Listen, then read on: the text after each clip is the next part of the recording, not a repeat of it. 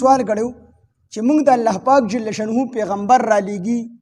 نو دی هم انسان دی موږ انسانان یو نو کو د دې په ځای باندې الله فرشته را لېږلی وي او فرشتې موږ ته ویلي چې دا د الله کتاب دی په ما باندې نازل دی نو مشرکین مکه وی موږ به نبی علیه موږ به په دغه فرشتې باندې ایمان راوړو او د الله احکامات به ومنلي نو الله فرشته ولې پیغمبر نه را لېږي نبی علیه السلام ولې دی هم انسان دی موږ هم انسانان نو الله جل شانه دې جواب ورکړي دوه صورت دي یو خدا چې فرشته په خپل اصلي شکل کې به تاسو ته راشي نو دا خو ستاسو د وس کار دی نه ځکه چې پیغمبرانو د فرشتې چې کوم اصلي حالت دی په جبریل علیه السلام به انبیاء علیهم السلام ته راتلو خو په انساني شکل کې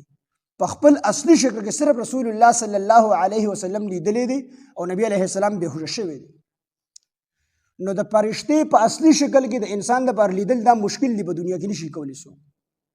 بلکې د مرګ خطره ده پکې نو الله فرمایي دا یو صورت خو نه کېږي چې فرشته وي او په خپل اصلي شکل کې تاسو ته راشي نو دا خو تاسو برداشت نه شئ کولی ټول به مړه شئ دویم صورت دا دی چې فرشته مونږ راولیږو په انساني شکل کې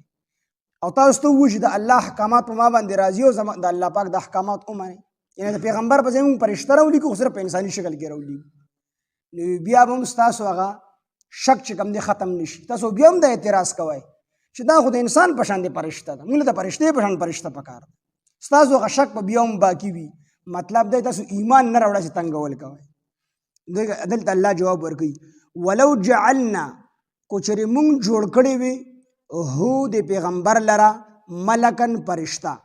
لجعلناه نو خامخا به مونږ دغه فرشته ګرځولي رجلا سړی یعنې انساني شکل کې به مونږ ګرځولي ځکه چې که مونږ د فرشتې په خپل اصلي شکل کې راغلی وي نو بیا به تاسو برداشت کړی نه وه چې اوس څنګه شک کوي چې دا پیغمبر کو چېرې فرشته وي نو مونږ به لیدلي مونږ به ایمان راوړی وو نو د فرشتې په اصلي حالت کې خو دوی لیدلی نه شي نو که فرشته الله وي چې مونږ راوستی وي خو په انساني شکل کې راوستی وي نو دوی به بیا هم اعتراض کوو چې دا خو زمونږ په شانتې خوراک او څښاک کې او د انساني شکل یې دی نو بیا به ستاسو د دې دا شک باقي پاتې کېدو مطلب دا دی چې دې خلکو ایمان نه راوړو د کومو خلکو چې پیغمبر پورې ټوکې کړي دي عذاب پورې ټوکې کړي دي